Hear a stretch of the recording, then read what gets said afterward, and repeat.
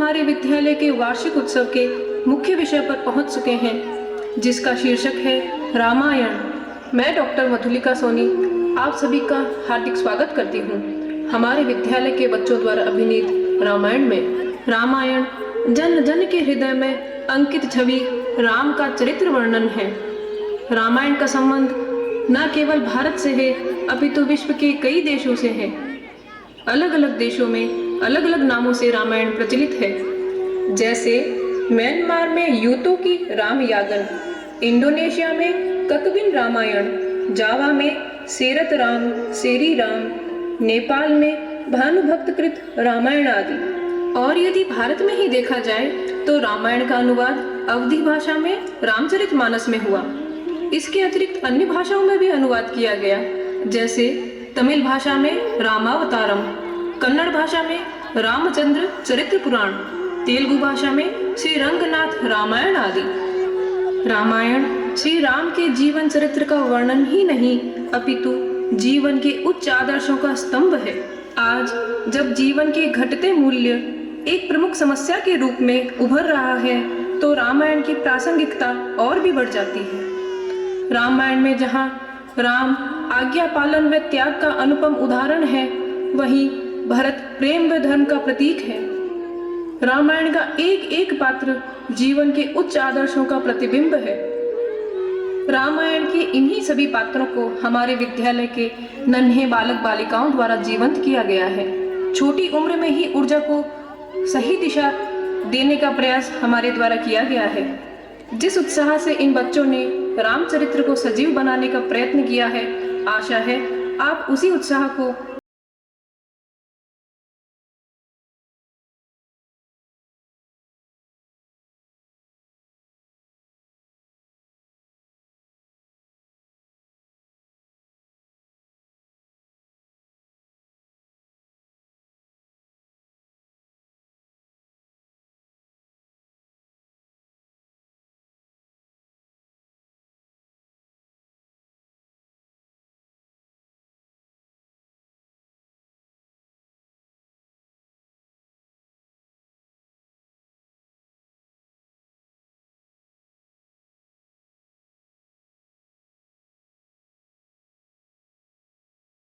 उसी कालचक्र में जहां एक ओर हैं श्रवण कुमार, जो अपने माता पिता को तीर्थ यात्रा पूर्ण करवा ले आए हैं और वन में विश्राम के लिए रुके हैं, तथा दूसरी ओर हैं राजा दशरथ, जो शिकार के लिए उसी वन में भटक रहे हैं। श्रवण, पुत्र श्रवण, हमें प्यास लगी है, थोड़ा जल ले आओ। हाँ पुत्र श्रवण, प्यास के मारे हमारे कंठ सूख रहे हैं, थोड़ा जल ले आओ। हाँ माते, हाँ पिताश्री, आप तनिक विश्राम करें, मैं अभी जल लेकर आता हूँ।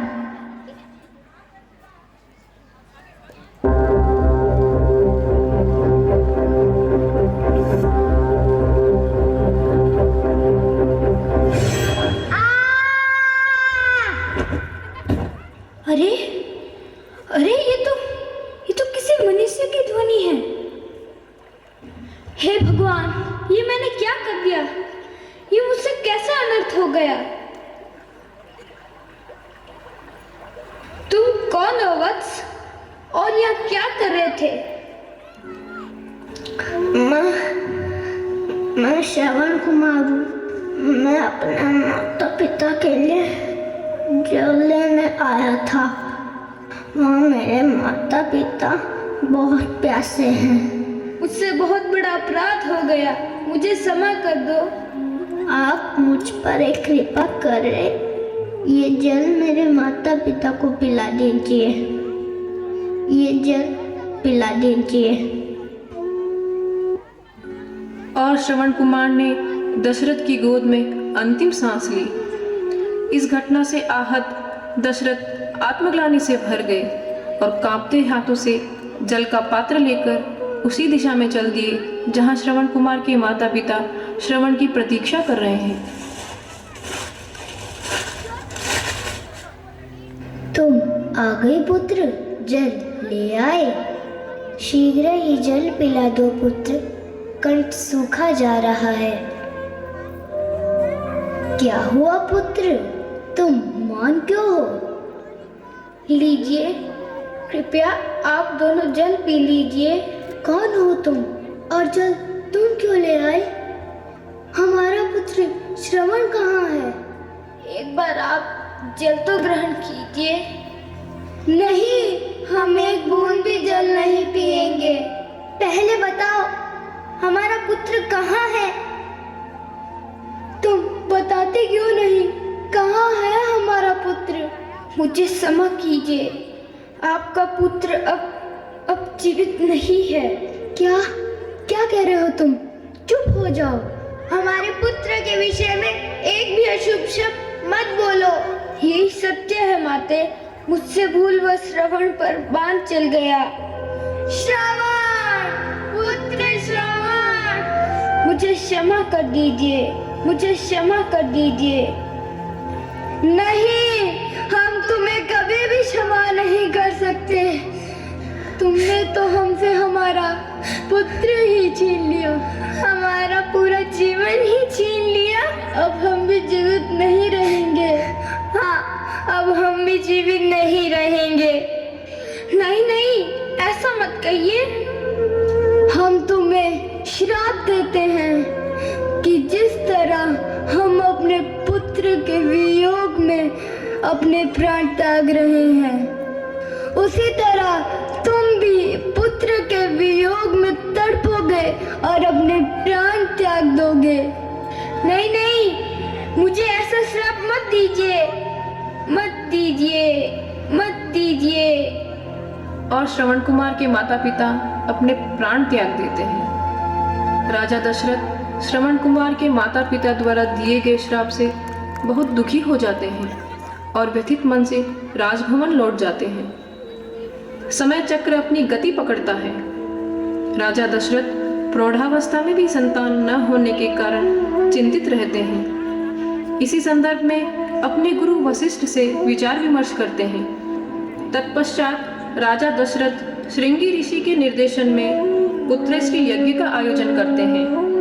यज्ञ से प्राप्त प्रसाद को अपनी तीनों रानियों में बांटते हैं, जिसके फलस्वरूप राजा दशरथ को 4 पुत्र रत्न पाने का सौभाग्य मिलता है। सबसे बड़े पुत्र राम, उनसे छोटे भरत, लक्ष्मण और शत्रुघ्न। सारी अयोध्या नगरी उमंग और हर्षोल्लास से झूम उठती है। राजा दशरथ और तीनों रानियां अपने पुत्रों की अटखेलियों का आनंद लेते हैं और अपना जीवन धन्य मानते हैं। चारों पुत्रों के नन्हे नन्हे कदम राजा दशरथ और तीनों रानियों के हृदय को प्रफुल्लित करते हैं। चलत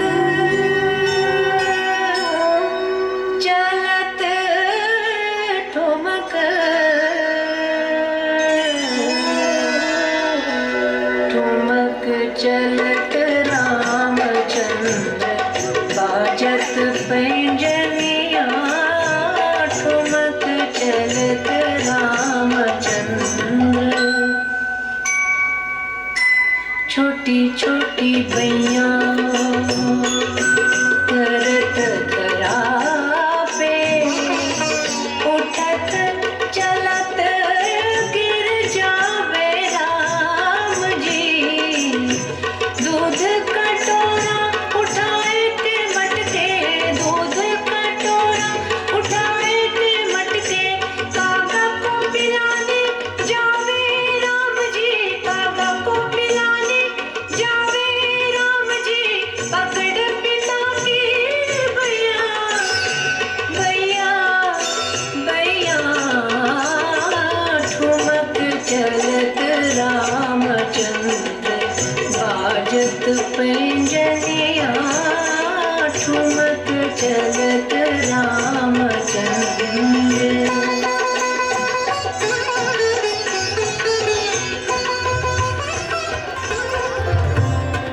सही समय आने पर राम, लक्ष्मण, भरत, शत्रुघ्न को विद्यारंभ संस्कार के साथ गुरु वशिष्ठ के आश्रम में शिक्षा ग्रहण करने के लिए भेज दिया जाता है। चारों भाई अल्पकाल में ही विद्या अर्जित कर लेते हैं और पुनः राजभवन लौटते हैं। कुछ समय पश्चात गुरु विश्वामित्र अपने आश्रम में असुरों के आक्रमण से व्यथित होकर राजा दशरथ के पास सहायता के लिए आते हैं। हे राजन, रावण के अनुयायी सुबाहु और मारीच समस्त ऋषि मुनियों को परेशान कर रहे हैं और हमारे यज्ञ में बाधा डाल रहे हैं। मैं सहायता के लिए आपके पुत्र राम और लक्ष्मण को लेने आया हूँ। ये आप क्या कह रहे हैं गुरुदेव? राम की आप आयु तो देखिए, अभी अभी राजकुमार गुरुकुल से विद्या पूरी करके लौटे हैं और आप चाहते हैं कि राम और लक्ष्मण उन दुष्ट राक्षसों से युद्ध करें? आप निश्चिंत रहे राजन, राम के साथ कुछ अनिष्ट नहीं होगा। राम तेजस्वी है, साहसी है, मुझे उसकी वीरता पे कोई संदेह नहीं। राम और लक्ष्मण को मेरे साथ जाने की अनुमति दे और मुझे कृतार्थ करें। जो आज्ञा आपकी गुरुदेव। विश्वामित्र राम और लक्ष्मण को अपने साथ ले जाते हैं। सुबाहु और मारीच का वध करके राम और लक्ष्मण विश्वामित्र को भय से मुक्ति दिलाते हैं। इसके पश्चात राम गुरु विश्वामित्र से आगे का मार्गदर्शन मांगते हैं। गुरुदेव, अब हमारे लिए क्या आज्ञा है? वत्स, राजा जनक अपनी पुत्री के लिए स्वयंवर का आयोजन कर रहे हैं, अतः हम मिथिला की ओर प्रस्थान करेंगे।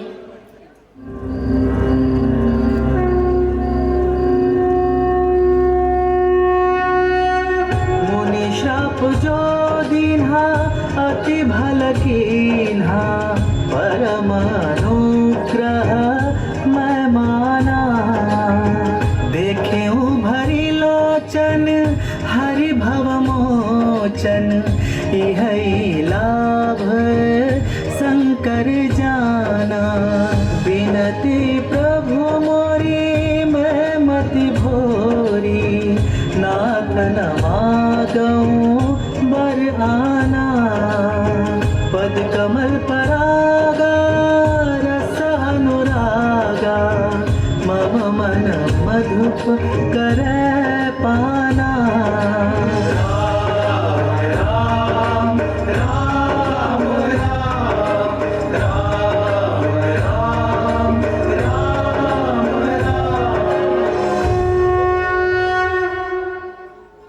गुरुदेव, यह स्थान इतना वीरान क्यों है और ये क्या है? वत्स, ये गौतम ऋषि की पत्नी अहिल्या है। पति के श्राप के कारण पत्थर की बनी हुई है। पति का श्राप? क्या हुआ था गुरुदेव? अहिल्या बहुत सुंदर और पतिव्रता स्त्री थी। देवराज इंद्र ने उसकी सुंदरता पे मोहित होकर उसके साथ छल किया, जिसके कारण गौतम ऋषि क्रोधित हो गए और अहिल्या को श्राप दे दिया।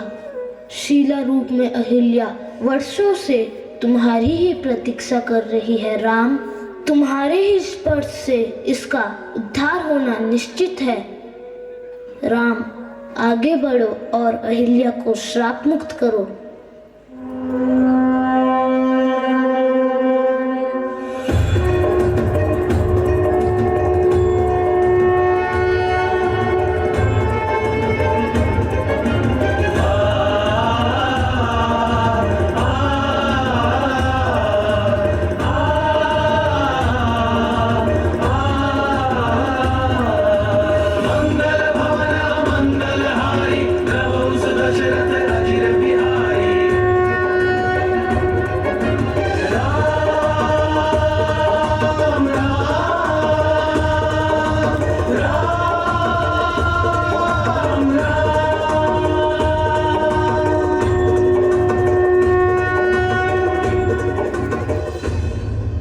प्रभु श्री राम के पावन स्पर्श से वर्षों से शापित अहिल्या का उद्धार हो गया। अपना वास्तविक रूप पाकर अहिल्या धन्य हो गई। इसके पश्चात विश्वामित्र राम और लक्ष्मण के साथ मिथिला पहुंचते हैं, जहां सीता के स्वयंवर का भव्य आयोजन किया गया था। स्वयंवर में भाग लेने के लिए समस्त आर्यव्रत के राजा राजकुमार उपस्थित थे। राजा जनक के पास भगवान शिव का दिव्य धनुष पिनाक धरोहर के रूप में रखा हुआ था।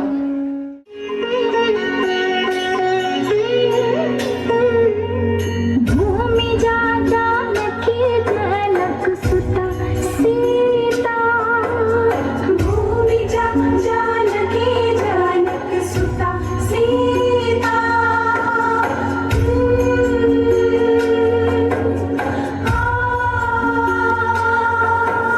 क्षितिज भूमि अवनिजा, क्षितिज भूमि अवनिजा, सुनैना सुता सीता।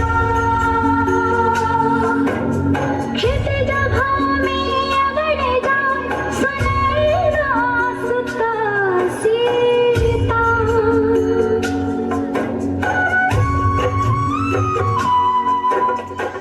मैं मिथिला नरेश जनक आप सभी सूरवीरों, राजाओं और राजकुमारों का स्वयंवर में स्वागत करता हूँ। मैंने प्रतिज्ञा की है, जो शूरवीर महादेव के इस शक्तिशाली धनुष पर प्रत्यंचा चढ़ाएगा, उसी के साथ मैं अपनी पुत्री सीता का विवाह निश्चित कर दूंगा। एक एक करके कई राजा राजकुमार धनुष पर प्रत्यंचा चढ़ाने का प्रयास करते हैं।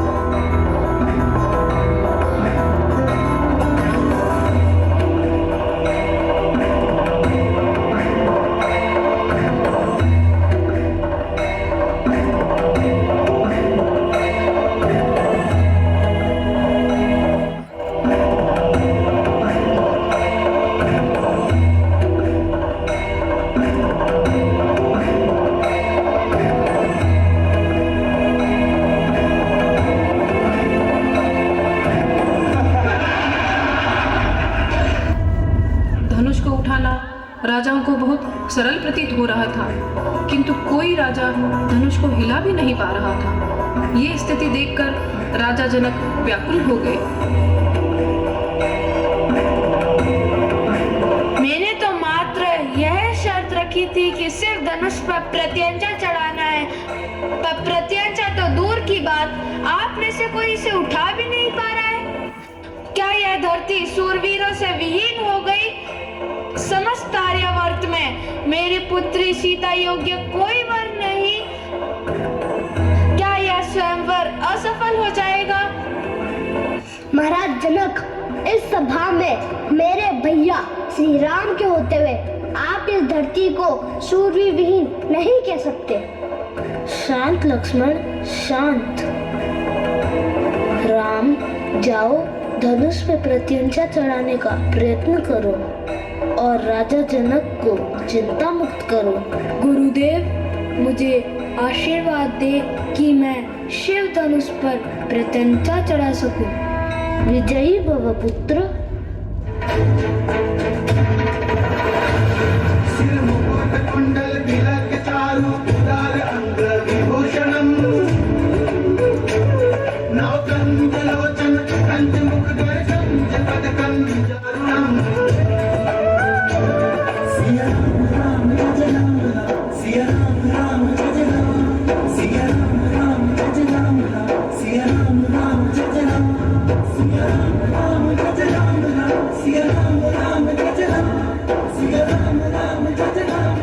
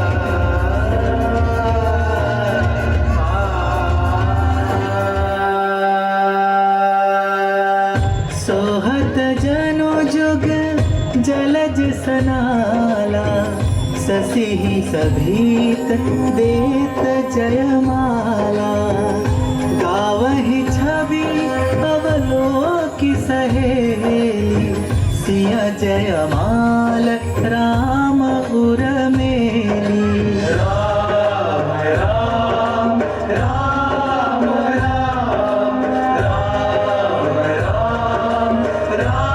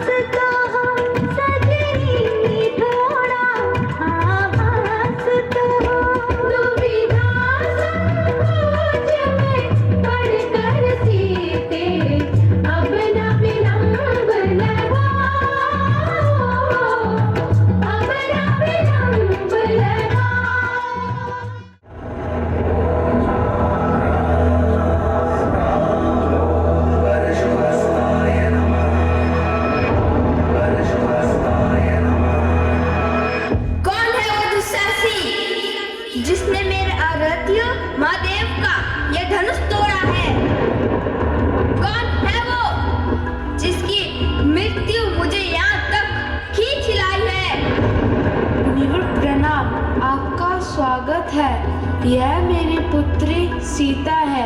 आज इसका स्वयंवर आयोजित किया जा रहा है। सौभाग्यवती भव, कल्याण हो। मुनिवर, मेरी प्रतिज्ञा थी कि जो शूरवीर शिव धनुष पर प्रत्यंचा चढ़ाएगा उसी के साथ मैं अपनी पुत्री सीता का विवाह निश्चित कर दूंगा। तो शिव धनुष भंग क्यों किया? किसने किया? मेरे समक्ष आओ। क्षमा करे प्रभु, ये शिव धनुष मेरे ही हाथों टूटा है। धनुष जीर्ण अवस्था में था, अतः प्रत्यंचा चढ़ाते समय टूट गया। मुनिवर, एक धनुष के टूटने पर इतना क्रोध क्यों? हमने तो बचपन में कई धनुषें तोड़ी हैं, तब तो किसी ने क्रोध नहीं किया। धूर्त बालक, सिर्फ धनुष की तुलना तुम छोटे बालकों की धनुषों से कर रहे हो। जिसने धनुष तोड़ा है उसको मुझसे युद्ध करना होगा। प्रभु, हम क्षत्रिय हैं और हम ब्राह्मण, गौ और स्त्रियों पर वार नहीं करते। सच तो यही है प्रभु, आपने अपने सेवक को पहचाना नहीं, किंतु मैं आपकी प्रभुता को जानता हूँ। आपसे हारने में भी मेरी जीत ही है।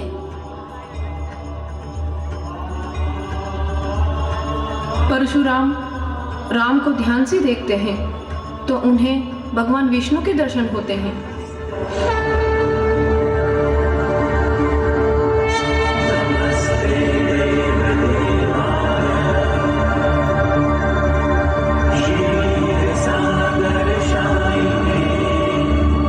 किंतु फिर भी अपना संदेह दूर करने के लिए अपना वैष्णव धनुष उन्हें देते हैं। राम, ये मेरा धनुष लो। ये भगवान विष्णु ने मुझे दिया था।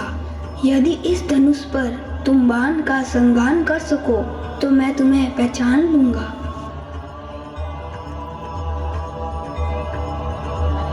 किंतु मुनिवर, इस वैष्णव धनुष पर किसी बाण का संघान हो तो उसे छोड़ना ही होगा।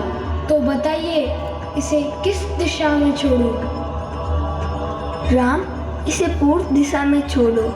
इससे मेरा पुण्य लोक समाप्त हो जाएगा, मेरा अभिमान भी।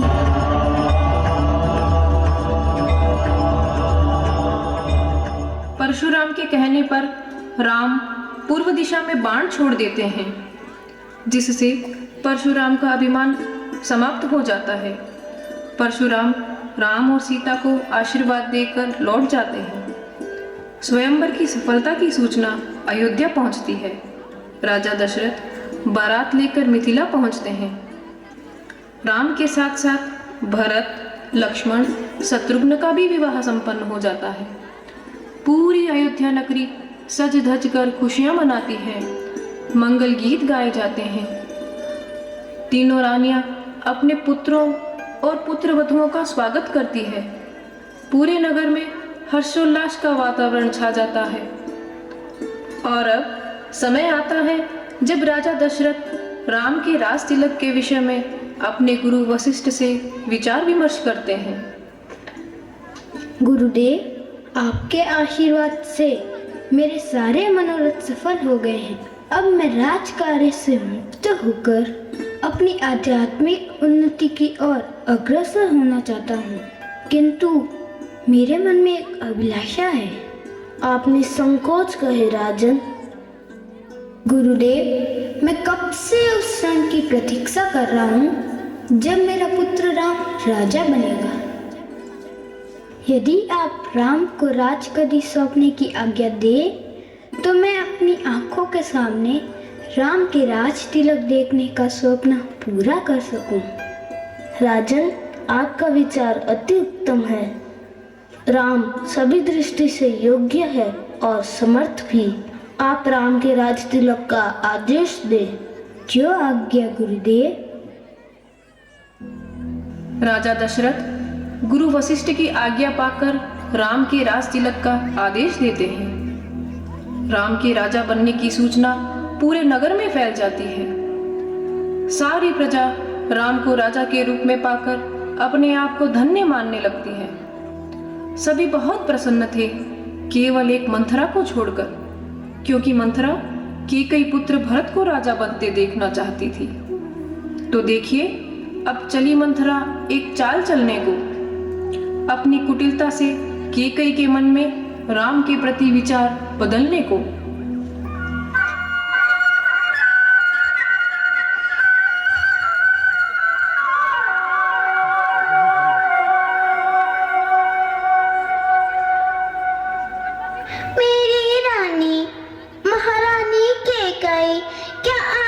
सुना है कि राजा दशरथ ने अपना सारा राजपाट राम को सौंप दिया है। पूरे नगर में राम के राजतिलक की तैयारियां हो रही हैं। हाँ मंथरा, ये तो बहुत प्रसन्नता की बात है कि मेरा पुत्र राम अब राजा बनेगा। मेरी प्रसन्नता की कोई सीमा ही नहीं है।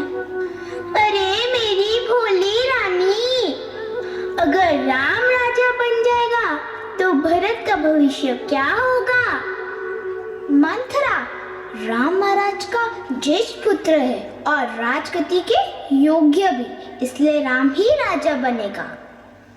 मेरे लिए तो मेरे चारों पुत्र एक समान हैं। नीकेकई रानी केकई अब कुछ नहीं समझती। अगर राम राजा बन जाएगा तो वो कौशल्या राजमाता बन जाएगी और आप केवल उनकी दासी ही बनी रह जाओगी। कौशल्या राजमाता और आप उनकी दासी। मंथरा, ये तुम क्या कह रही हो? चुप हो जाओ। बिल्कुल सत्य कह रही हो रानी। अगर आपको कौशल्या की दासी बनना है तो बनो, लेकिन भरत का सोचो। अगर राम राजा बनेगा तो भरत जीवन भर राम का सेवक बना रहेगा। यही भविष्य चाहती हो भरत का?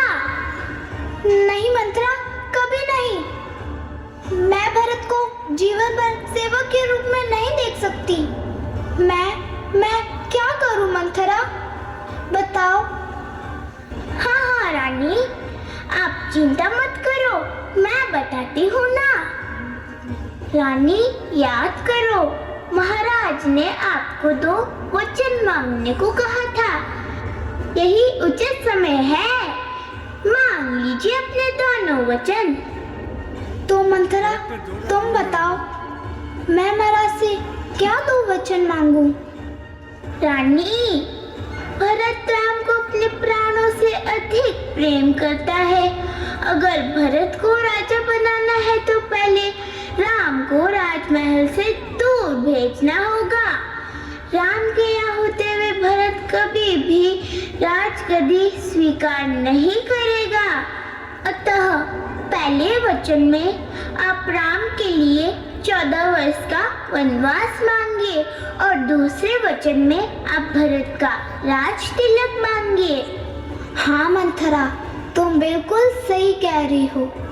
मेरा पुत्र भरत राजा बनेगा और मैं राजमाता। किंतु मंत्रा, ये सब होगा कैसे? रानी, तुम महाराज की सबसे प्रिय रानी हो। महाराज को मनाना तुम्हारे लिए कोई कठिन काम नहीं। रानी, त्याग दो ये राजसी वस्त्र, ये श्रृंगार और चली जाओ कोप भवन में। मेरा विश्वास है कि महाराज तुम्हें इस वेश में नहीं देख पाएंगे। हाँ मंत्रा, अब मैं बिल्कुल ऐसा ही करूंगी। मंथरा के शब्दों ने केकई के मन में ईर्ष्या का बीजारोपण कर दिया। केकई मंथरा के कहे अनुसार कोप भवन में चली जाती है, सारे श्रृंगार आदि त्याग देती है। केकई के कोप भवन में जाने की सूचना जब राजा दशरथ तक पहुंचती है तो वो बड़े अधीर हो जाते हैं और शीघ्र ही कोप भवन पहुंचते हैं। वहां बिखरे आभूषण दशरथ को व्याकुल कर देते हैं। प्रिय, क्या दशा बनाई है तुमने अपनी? तुम्हें किस बात का दुख है? कहो, तुम्हारी चिंता का कारण क्या है? महाराज, क्या आप मेरी चिंता दूर कर पाएंगे? हाँ प्रिय, क्यों नहीं, क्या कर सकता हूँ मैं, बताओ। सच महाराज, जैसा मैं कहूंगी वैसा आप करेंगे? क्या मंशा है तुम्हारी? आपको स्मरण ही होगा महाराज, युद्ध विजय के बाद आपने मुझे 2 वचन मांगने के लिए कहा था। आज वही 2 वचन मांगने का समय आ गया है महाराज। हाँ रानी, मुझे याद है। कहो, तुम क्या वचन मांगना चाहती हो? हाँ तो महाराज, मेरा पहला वचन है राम को 14 वर्ष का वनवास और दूसरा वचन है मेरे पुत्र भरत का राज तिलक। क्या ये आप क्या कह रही हैं? ऐसा तुच्छ विचार आपके मन में आया कैसे? बिल्कुल सही कह रही हूँ मैं, और मुझे आपसे यही 2 वचन चाहिए। मति भ्रष्ट हो गई है तुम्हारी। सारी अयोध्या नगरी राम के राज तिलक की खुशियां मना रही है और तुम राम के वनवास की योजना बना रही हो। धिक्कार है रानी, तुम पर धिक्कार है। बड़ा अभिमान है ना आपको रघुकुल की परंपरा पर।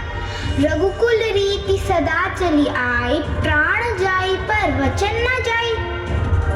तो तोड़ दीजिए रघुकुल की परंपरा और कर दीजिए रघुकुल को कलंकित। ऐसा मत कहो रानी, तुम्हें तो राम सबसे प्रिय है ना, और उसी का वनवास मांग रही हो। महाराज, आप तो मेरे 2 वचन पूरे कर दीजिए, मेरा निर्णय अटल है। हे प्रभु, केकई को सद्बुद्धि दो। तुम बहुत पछताओगी केकई, बहुत पछताओगी। मत करो ऐसा, मत करो। दासी, जाओ और राम को कहो महाराज ने बुलाया है।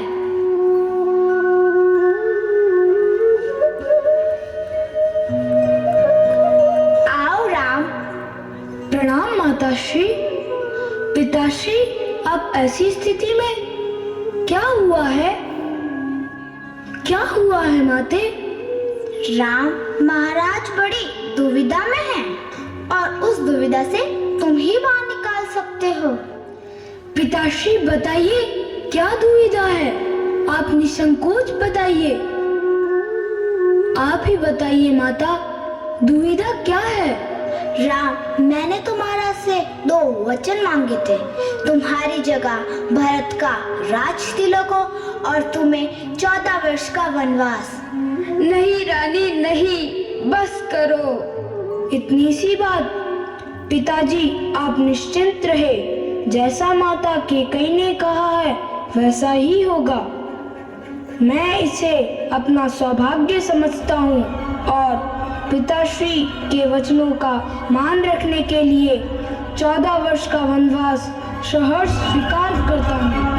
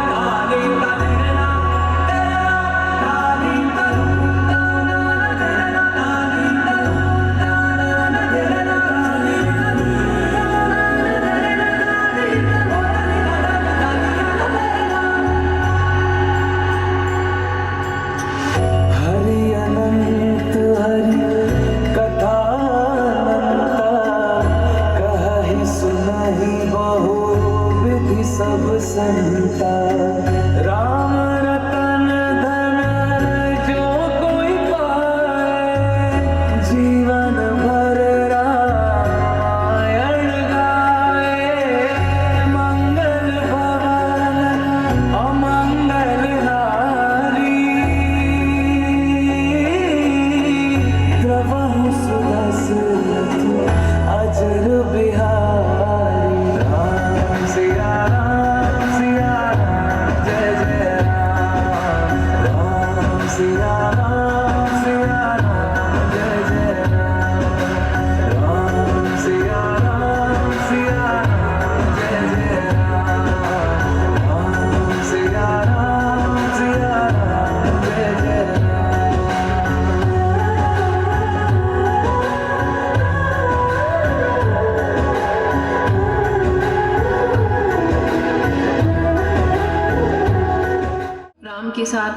सीता, लक्ष्मण भी साथ चलने को तैयार हो जाते हैं। सारी प्रजा जिसे आज राजा के रूप में देखकर प्रसन्न होने वाली थी, उसे वल्कल वस्त्र में देखकर चकित हो गई, शोक में डूब गई। प्रजा तो राम, सीता, लक्ष्मण के साथ वन में जाने को ही तत्पर थी, किंतु राम उनको वहीं रुकने का आदेश देते हैं और स्वयं सरयू नदी के तट पर पहुंचते हैं, जहां केवट राम, लक्ष्मण, सीता को सरयू नदी पार कराते हैं और चित्रकूट पहुंचते हैं। वहां पर्णकुटी बनाकर रहने लगते हैं। उधर दशरथ राम के विरह में मरणासन स्थिति में आ जाते हैं। उस समय श्रवण कुमार के माता पिता द्वारा दिए गए श्राप को याद करते हैं और प्राण त्याग देते हैं। इस पूरे घटनाक्रम तक भरत और शत्रुघ्न अयोध्या में नहीं थे। राजा दशरथ की मृत्यु होने पर भरत व शत्रुघ्न को बुलाया जाता है और अंतिम संस्कार किया जाता है। भरत को जब इस पूरी स्थिति का पता चलता है तो इसका दोषी अपनी माँ कैकेयी को ठहराते हैं और तुरंत भैया राम तक पहुंचने का आदेश देते हैं। अयोध्या की प्रजा को वचन देते हैं कि वे भैया राम को लेकर ही पुनः अयोध्या लौटेंगे। कैकेयी भी पश्चाताप लिए भरत और शत्रुघ्न के साथ चित्रकूट पहुंचती है। राम, लक्ष्मण, सीता को ऐसे पर्णकुटी में देखकर दुखी हो जाते हैं। भरत इन सभी का दोषी अपने आप को मानते हैं और राम को पुनः अयोध्या लौटने का अनुरोध करते हैं। भैया, भैया राम, भरत मेरे भाई। भैया मैं भाई कहलाने का अधिकारी नहीं हूँ, आप मुझे भाई मत कहिए। आपकी इस दशा का दोषी मैं हूँ, वनवास तो मुझे मिलना चाहिए। नहीं भरत, दोषी कोई नहीं है। भाभी माँ, लक्ष्मण भैया, मेरे कारण ही तो आप सबकी ये दशा हुई है। मुझे तो मृत्यु दंड मिलना चाहिए। मेरी कुलगात्नी माता के पापों का दंड मुझे ही मिलना चाहिए। नहीं भरत, अपनी माता के लिए ऐसे अनुचित शब्द कहना पाप है। क्षमा करें भैया, आपको ऐसी परिस्थिति में देखकर बुद्धि पर नियंत्रण समाप्त हो जा रहा है। सच कहता हूँ भैया, मैंने राजगद्दी की लालसा कभी नहीं की। सच कहता हूँ, कभी नहीं की। भरत, तुम व्यर्थ ग्लानि कर रहे हो। भैया, मेरे तो राजा आप ही है। भैया राम आप ही है। आप अयोध्या लौट चले, राज्य पुनः स्वीकार करें। मुझे मेरे पापों का प्रायश्चित करने में सहायता करें। नहीं भरत, तुमने कोई पाप नहीं किया है। तीनों लोगों में तुम्हारे जैसा धर्मात्मा पुरुष न हुआ है और न ही होगा। तो भैया आप अयोध्या लौट चलेंगे ना?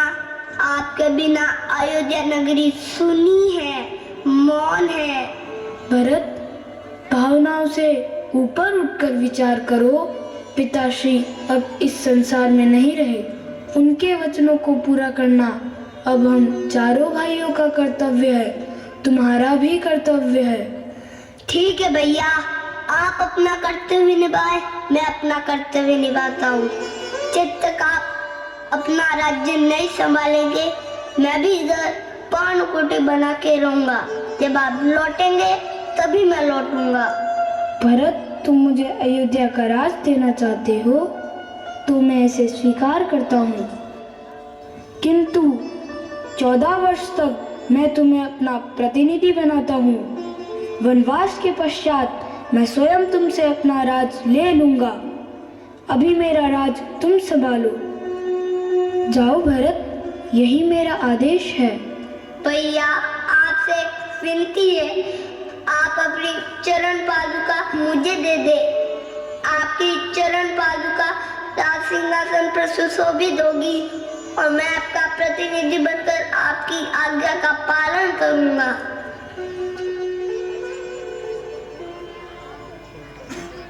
भरत श्री राम की चरण पादुका ले जाते हैं, सिंहासन पर विराजित करते हैं और मुनिवेश में ही रहकर राजकाज संभालते हैं। भरत को अयोध्या लौटाकर राम आगे बढ़ते हैं और पंचवटी में कुटिया बनाकर रहने लगते हैं। उसी स्थान पर भ्रमण करते हुए रावण की बहन शूर्पणखा राम और लक्ष्मण का तेजस्वी रूप देखकर रुक जाती है। राम के सौम्य रूप को देखकर उन पर मोहित हो जाती है। शूर्पणखा अत्यंत सुंदर रूप बनाकर उनके समक्ष उपस्थित हो जाती है और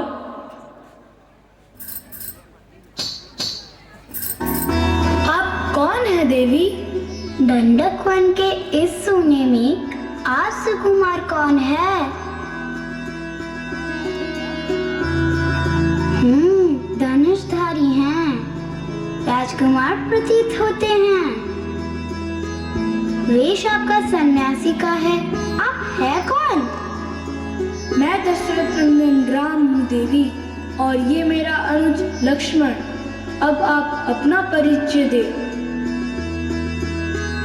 मैं लंकापति रावण की बहन शूर्पणखा हूँ और मैं आपसे विवाह करना चाहती हूँ। मैं विवाहित हूँ देवी, और मैंने एक पत्नी का वचन लिया है। आप चाहो तो मेरे अनुज लक्ष्मण के सामने ये प्रस्ताव रख सकती हो।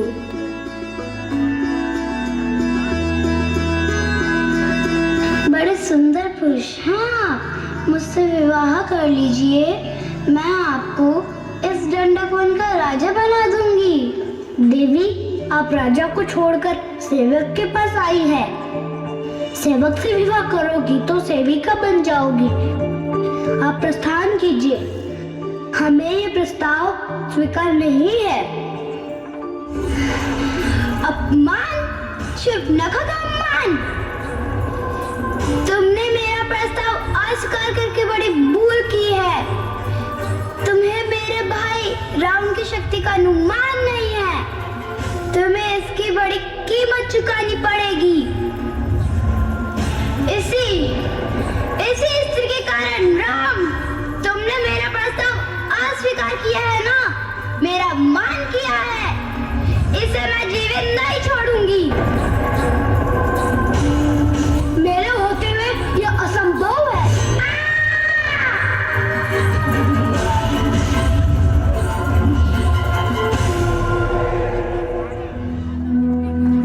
शूर्पणखा अपनी रक्त रंजित कटी नाक लेकर रावण के समक्ष उपस्थित होती है।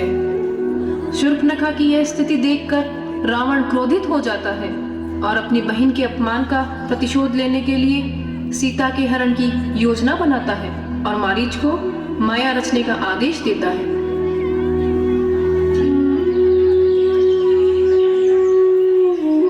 लीजिए, आप दोनों फलहार कर लीजिए। अरे अरे, कितना सुंदर सौम्यक है। आर्य, आपने देखा वो कितना सुंदर सौम्यक था। आर्य, क्या आप मेरे लिए वो ले आएंगे? स्वर्णमृग, ये कैसे संभव है? हाँ, मैंने अभी अभी देखा है।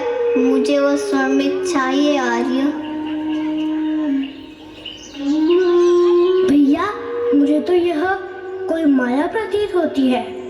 हाँ लक्ष्मण, मुझे भी ऐसा ही प्रतीत होता है। नहीं लक्ष्मण, मैंने स्वयं मेरी आंखों से देखा है, वह स्वर्णमृग ही था। आप जानते हैं ना आर्य, मुझे बालपन से मृग प्रिय है। यदि वो मेरे पास होगा तो वनवास का यह समय उसकी अटकेलियां देखते देखते सरलता से व्यतीत हो जाएगा। क्या आप मेरी इतनी छोटी सी इच्छा पूर्ण नहीं कर सकते? किंतु सीते, किंतु क्या आर्य? क्या मैंने आपसे वस्त्र या आभूषण मांगा है? नहीं सीते, तुमने कहाँ कभी मुझसे कुछ मांगा है। किंतु मुझे अभी भी ऐसा ही प्रतीत होता है कि वो कोई माया ही है। समस्त आर्यावर्त में आप दोनों भाइयों जैसा वीर कोई नहीं। कोई माया भला आपका क्या बिगाड़ सकती है? सच तो यही है कि आप मेरी इच्छा पूर्ण करना ही नहीं चाहते। नहीं सीते, ऐसी बात नहीं है। मैं तुम्हारी ये इच्छा अवश्य पूर्ण करूंगा। लक्ष्मण, तुम यहीं सीता के पास रुको, मैं अभी स्वर्णमृग का पता लगा कर आता हूँ। किंतु लक्ष्मण, तुम सतर्क रहना और सीता की रक्षा करना। ठीक है भैया, आप चिंता ना करें।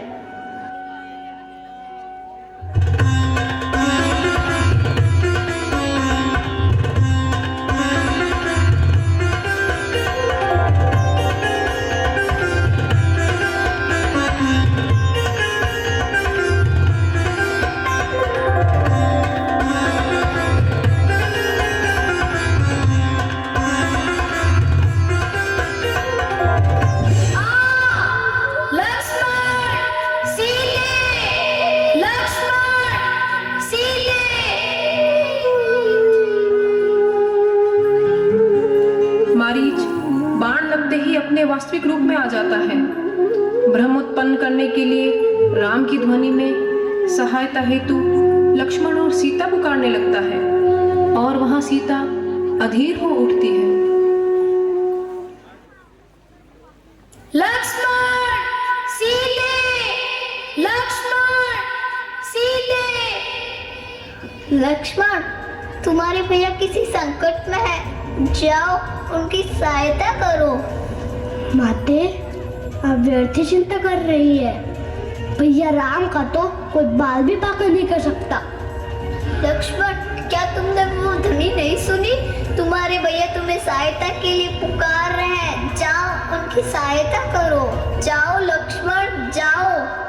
माते, भैया ने मुझे यही देखकर आपकी रक्षा करने का आदेश दिया है, इसलिए मैं आपको छोड़कर कहीं नहीं जाऊंगा। लक्ष्मण, बड़े कायर हो तुम। आज तुम्हारे भैया के जीवन पर संकट मंडरा रहा है और तुम कह रहे हो कि मैं चिंता ना करूं। जाओ लक्ष्मण, ये मेरा आदेश है। ठीक है माते, किंतु मैं आपकी रक्षा के लिए ये रेखा खींच रहा हूँ।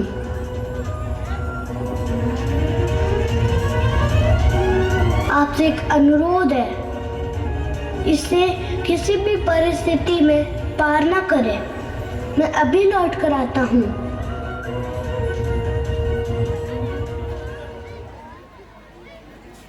रावण, जो इसी अवसर की प्रतीक्षा में था, लक्ष्मण के प्रस्थान करते ही अपनी कुटिल योजना को पूर्ण करने के लिए साधु वेश में कुटिया के द्वार तक पहुंचता है।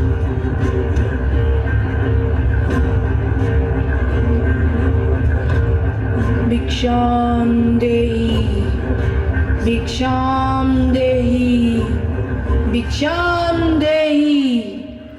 प्रणाम मुनिवर। द्वार पर आए इस साधु को भिक्षा नहीं दोगी? आप प्रतीक्षा करें मुनिवर, मैं कुछ फल ले आती हूँ।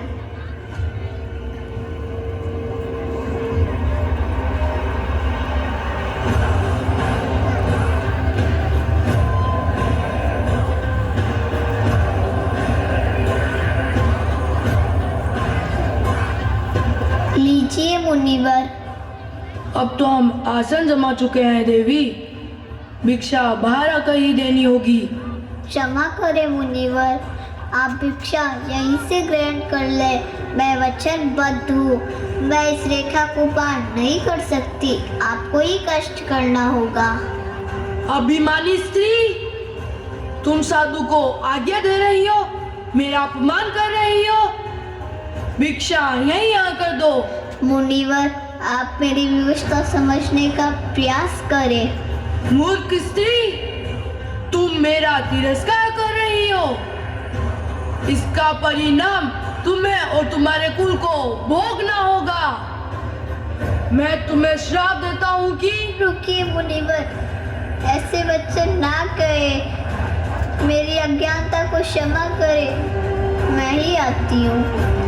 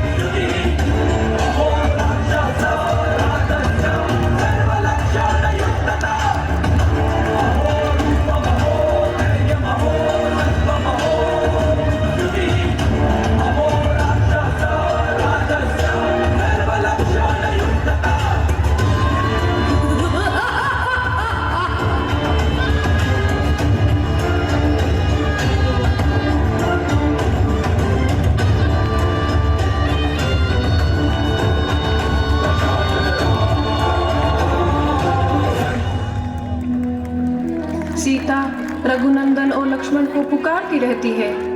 मार्ग में गिद्धराज जटायु सीता की ये आवाज सुनते हैं और रावण के मार्ग में बाधा डालकर सीता की सहायता करने का प्रयत्न करते हैं, लेकिन शक्तिशाली रावण के हाथों पराजित होकर धरती पर गिर जाते हैं। उधर मारीच को मारकर राम और लक्ष्मण पुनः कुटिया में लौटते हैं और सीता को वहां नहीं पाकर चिंतित हो जाते हैं। राम और लक्ष्मण को संदेह हो जाता है कि मारीच के माध्यम से उन्हें चला गया है। वे दोनों सीता की खोज में निकलते हैं और खोजते खोजते चोटिल गिद्धराज जटायु तक पहुंचते हैं, जो उन्हें बताते हैं कि लंकापति रावण ने माता सीता का हरण कर लिया है। यह कहकर जटायु अपने प्राण त्याग देते हैं। राम और लक्ष्मण वन वन भटकते शबरी के आश्रम में पहुंचते हैं, जहां शबरी वर्षों से राम की प्रतीक्षा कर रही थी।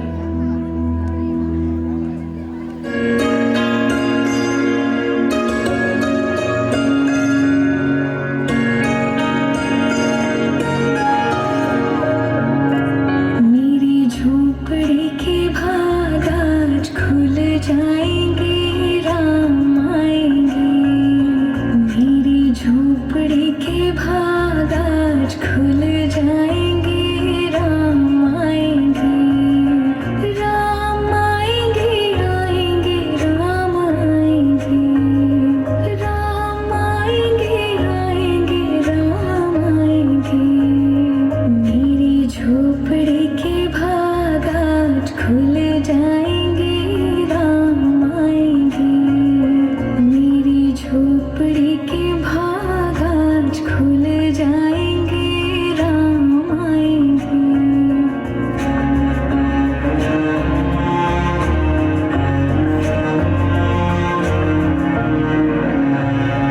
राम आएंगे तो अंगना सजाऊंगी, दीप जला के दिवाली मैं मनाऊंगी। राम आएंगे तो अंगना सजाऊंगी, दीप जला के दिवाली मैं मनाऊंगी। मेरे जन्मों के सारे पाप मिट जाएंगे, राम आएंगे। मेरी झोपड़ी के भाग आज खुल जाएंगे, राम आएंगे।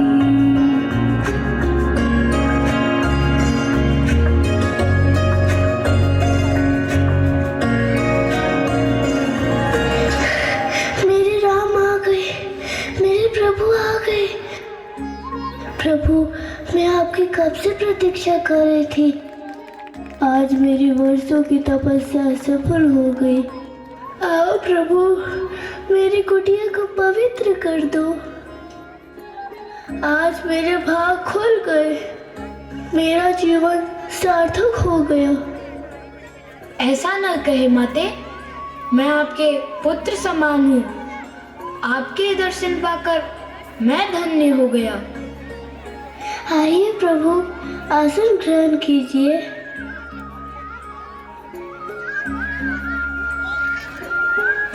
प्रभु, मैं आपके लिए बेर तोड़ के लाई हूँ। सभी बेर बड़े मीठे हैं। मैंने सारे बेर चक चक कर एकत्र किए हैं। खाइए प्रभु, खाइए। हाँ, बड़े मीठे बेर हैं। इनकी प्रशंसा के लिए मेरे पास शब्द नहीं। लो लक्ष्मण, तुम भी खाओ। देखो कितने मीठे बेर हैं। नहीं नहीं भैया, मुझे भूख नहीं, आप ही खाइए। माता, रावण ने मेरी पत्नी का हरण कर लिया है। मुझे हर स्थिति में रावण तक पहुंचना है। गिद्धराज जटायु ने मुझे आप तक पहुंचने का सुझाव दिया और कहा कि आप मुझे वानर राज सुग्रीव तक पहुंचने की राह दिखाएंगे। प्रभु राम, मेरे गुरु ने भी मुझे यही आदेश दिया कि मैं आपके यहाँ राह देखूं। जब आप आए तो आपको किष्किंधा का मार्ग बताऊं, जहाँ मार्ग में आपकी भेंट वानरराज सुग्रीव से होगी। श्री राम और लक्ष्मण शबरी के बताए अनुसार किष्किंधा के मार्ग पर आगे बढ़ते हैं, जहां मार्ग में उनका मिलन अपने परम भक्त हनुमान से होता है और अब वीर हनुमान का बल भी श्री राम के साथ जुड़ जाता है। वे हनुमान जो पवन पुत्र हैं और अपने बाल्यावस्था में सूर्य को भी निगलने को उद्यत हो गए थे। काल चक्र के इस क्षण तक अंजनी पुत्र हनुमान जैसा परम बलशाली सच्चा सेवक कौन होगा जिसने अपना वक्ष चीरकर प्रभु श्री राम की छवि दिखाई और अपनी भक्ति का प्रमाण दिया। श्री गुरु चरण सरोज रज निज मन मुकुर सुधारि बरनौ रघुबर विमल जसु जो दायक फलचारि।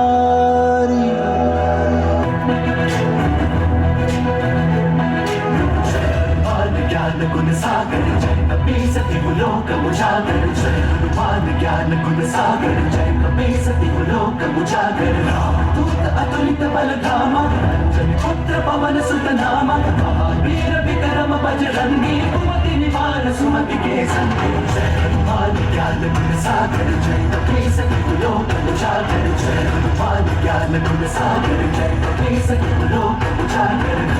हरण विराज सुबेसा कुंडल कुंचित केसा हाथ वज्र और ध्वजा विराजै कांधे मूंज जनेऊ साजै। जय हनुमान ज्ञान गुण सागर जय कपीसति लोक उजागर जय हनुमान ज्ञान गुण सागर जय कपीसति लोक उजागर।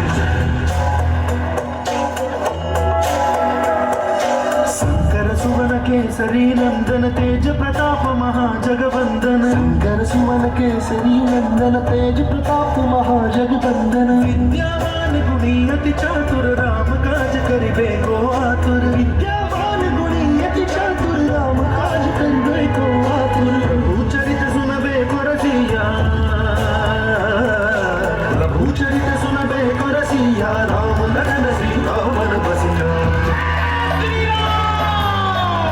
रूप धरि सियहि दिखावा विकट रूप धरि लंक जरावा रूप धरि असुर सहारे रामचंद्र के काज सवारे। जय हनुमान ज्ञान गुण सागर जय कपीसति लोक उजागर जय हनुमान ज्ञान गुण सागर जय कपीसति लोक उजागर।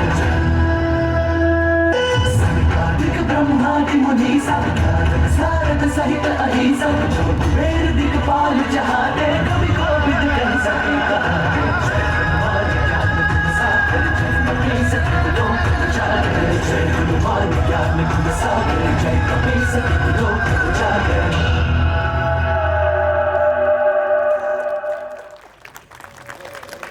हनुमान श्री राम व लक्ष्मण को अपने कंधों पर बैठाकर वानर राज सुग्रीव तक पहुंच जाते हैं। सुग्रीव श्री राम को बताते हैं कि उन्होंने देखा कि रावण किसी स्त्री को बलपूर्वक अपने साथ ले जा रहा था।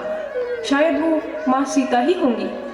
उन्होंने अपने कुछ गहने पुष्पक विमान से गिराए थे। सुग्रीव ने वो आभूषण श्री राम को दिखाए तो श्री राम को विश्वास हो जाता है कि वो सीता ही थी और रावण ही उसका हरण करके ले गया है।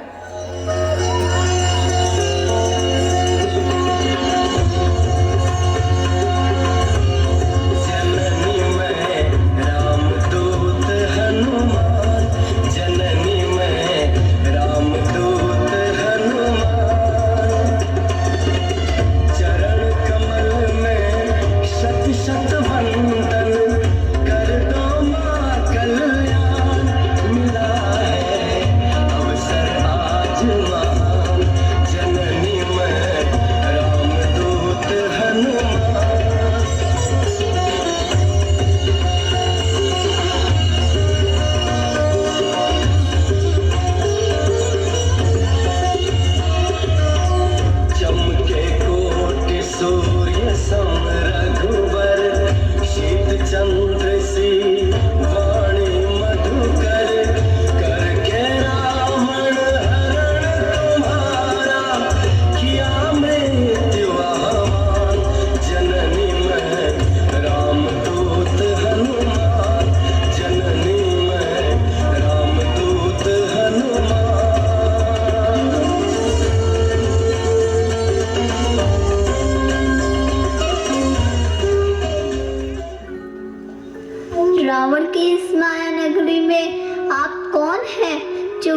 प्रभु का दूत बनकर आए हैं।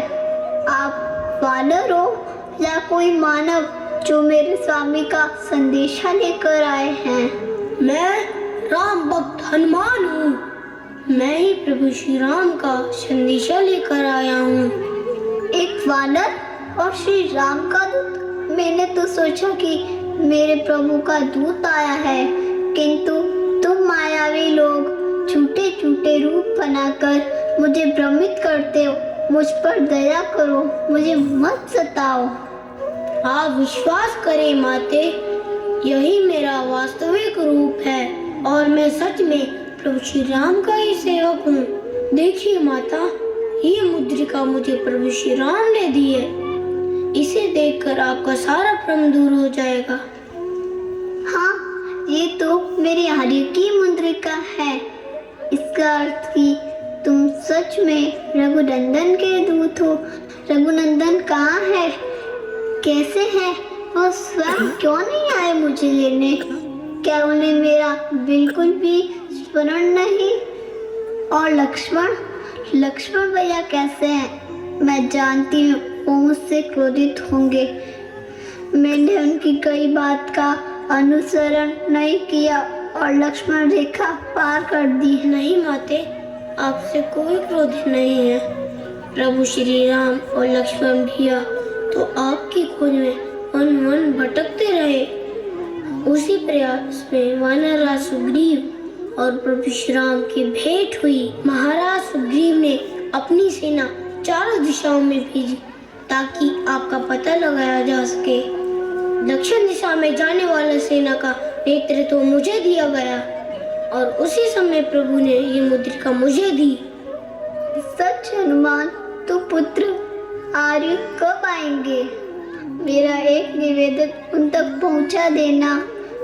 कहना कि उनकी सीता अपलक उनकी राह देखती है, खुली आंख भी यही स्वप्न देखती है कि मेरे आर्य आ गए हैं और उस दुष्ट रावण का अंत करके मुझे यहाँ से ले गए हैं। माता, प्रभु की स्थिति भी आप ही के समान है। प्रभु पल पल आपको ही स्मरण करते हैं। प्रभु श्री राम, लक्ष्मण भैया और संपूर्ण वानर सेना रावण से युद्ध के लिए सज्ज है। माते, आप देखना प्रभु श्री राम कैसे उस अहंकारी रावण का अभिमान चूर चूर कर देंगे। पुत्र, बहुत कठिन है, धैर्य रखना बहुत कठिन है। प्रभु से कहना मुझे शीघ्र ही यहाँ से ले जाए। ये लो पुत्र, ये लो चूड़ामणि। आर्य जब इसे देखेंगे तो आश्वस्त हो जाएंगे।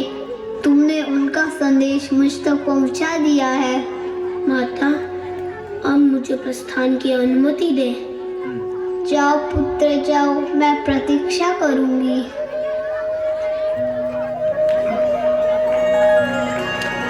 हनुमान माँ सीता से चूड़ामणि लेते हैं और एक कौतुक के माध्यम से रावण को अपने आगमन की सूचना देते हैं।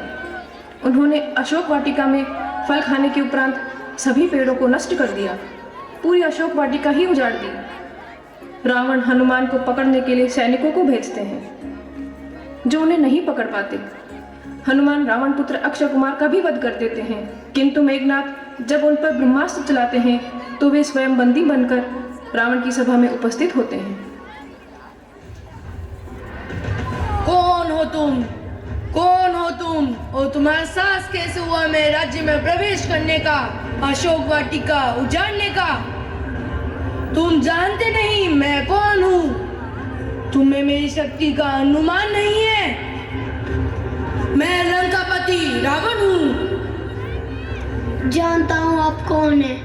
कायर पुरुष, वो कायर जिसने पति की अनुपस्थिति में उनकी पत्नी का हरण किया, छल किया और अपने आप के बड़ी शक्तिशाली बताते हो। तुच्छ वानर, अपनी सीमा में रहो। मेरी सभा में खड़े होकर मेरा ही अपमान कर रहे हो।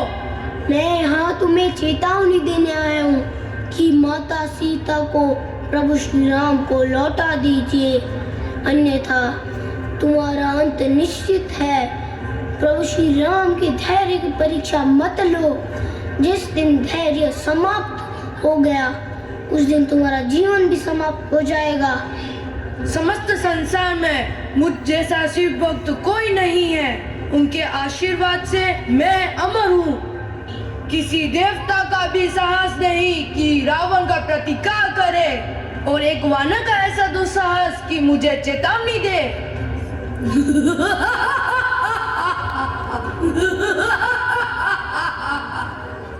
अतः रावण हनुमान की पूंछ में आग लगाने का आदेश देता है। हनुमान की पूंछ में आग लगा दी जाती है। फिर हनुमान अपनी दिव्य शक्ति से पूंछ को लंबी कर देते हैं और पूरी लंका जला डालते हैं। लंका में हाहाकार मच जाता है। लंका दहन के पश्चात हनुमान सीता से आज्ञा लेकर पुनः किष्किंधा लौटते हैं और सीता की चूड़ामणि श्री राम को दिखाकर ये विश्वास दिलाते हैं कि वे माता सीता का पता लगाकर आए हैं। इसके पश्चात पूरी वानर सेना राम, लक्ष्मण, हनुमान, सुग्रीव, जामवंत के नेतृत्व में लंका की ओर प्रस्थान करती है और भारत के दक्षिण छोर रामेश्वरम तक पहुंचती है, जहां पूरी वानर सेना नल नील के नेतृत्व में राम सेतु का निर्माण करती है और लंका पहुंच जाती है।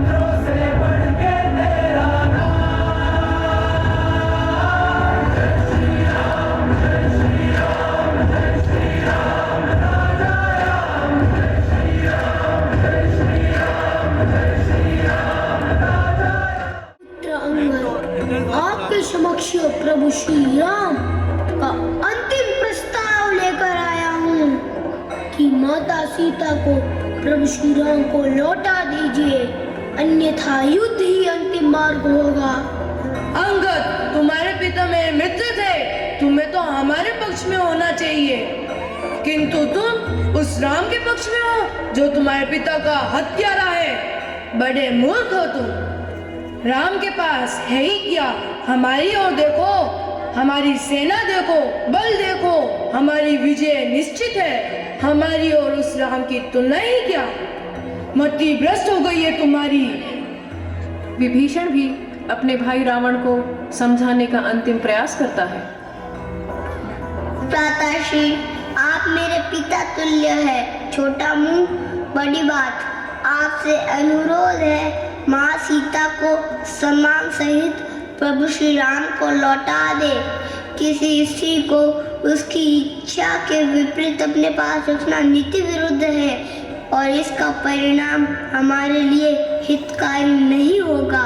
श्री राम तो भगवान विष्णु के अवतार है, उनसे शत्रुता हमारे विनाश का कारण बन जाएगा।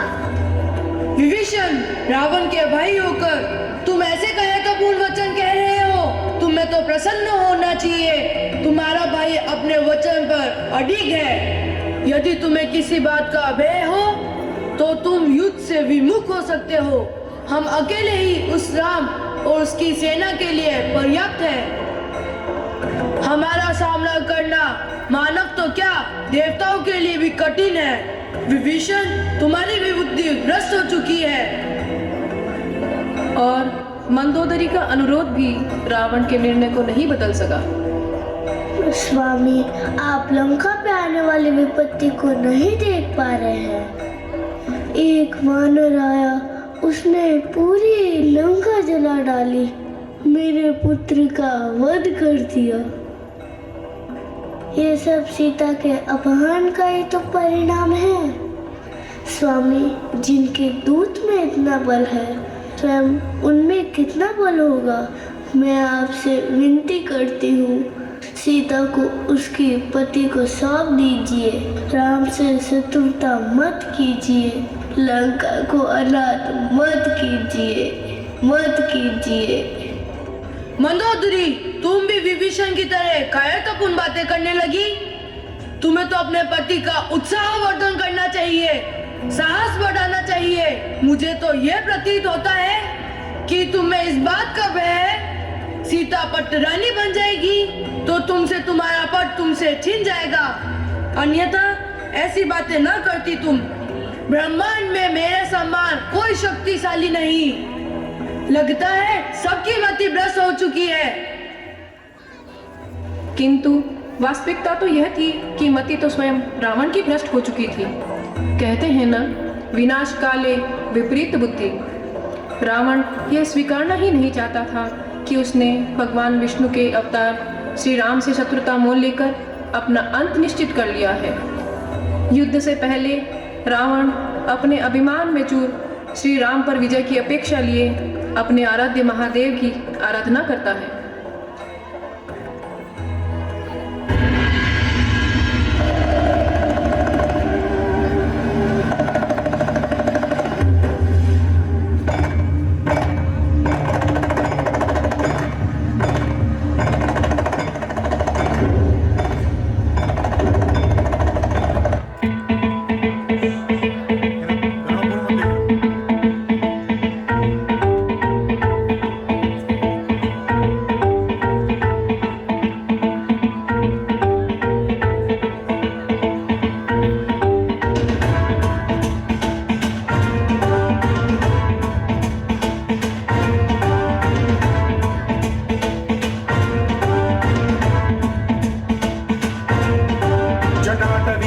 जल प्रवाह पावितस्थले कलेवलम्ब्य लम्बितां भुजङ्गतुङ्गमालिकान्तमड्डमड्डमन्निनादवड्डमर्वयं चकार चण्डताण्डवं तनोतु नः शिव शिवं शिवं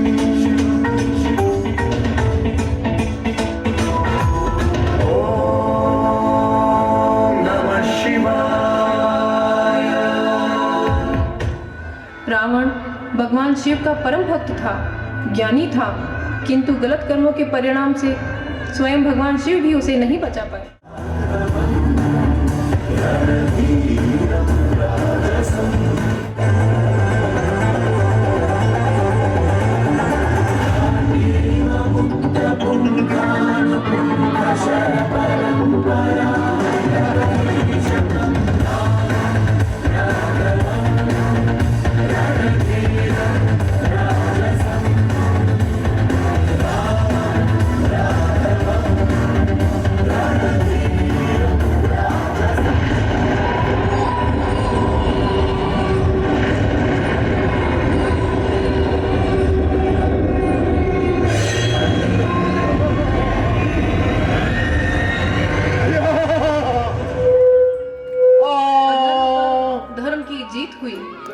रावण के अहंकार का अंत हो गया।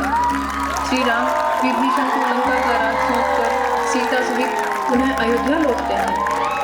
सारी अयोध्या नगरी अपने राजा श्री राम का भव्य स्वागत करती है और उन आनंदमय क्षणों में प्रभु श्री राम का राज्याभिषेक होता है। आइए हम सभी ये मंगल कामना करें कि यह राम राज्य चिरस्थायी बना रहे। जय श्री राम।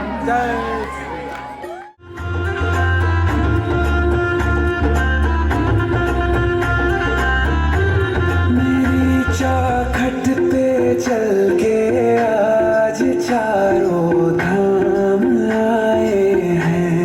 बजाओ ढोल स्वागत में मेरे घर राम आए हैं। कथा शबरी की जैसे जुड़ गई मेरी कहानी से, न रोको आज धोने दो चरण आँखों के पानी से। बहुत खुश हैं मेरे आंसू के प्रभु के काम आए हैं। बजाओ ढोल स्वागत में मेरे घर राम आए हैं।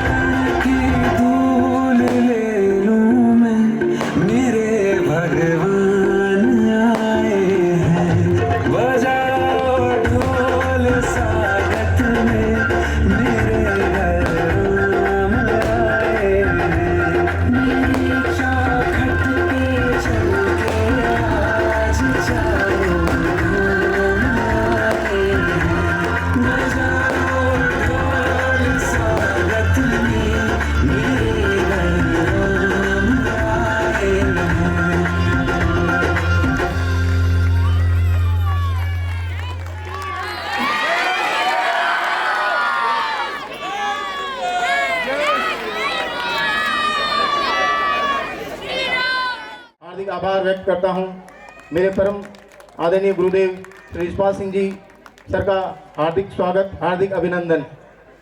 कार्यक्रम की गरिमा और मर्यादा को देखते हुए समय बहुत कम लूँगा क्योंकि बच्चे छोटे हैं, किंतु एक बार आपसे निवेदन है, बच्चों के उत्साह के लिए तालियों से उनका उत्साहवर्धन कर दीजिए।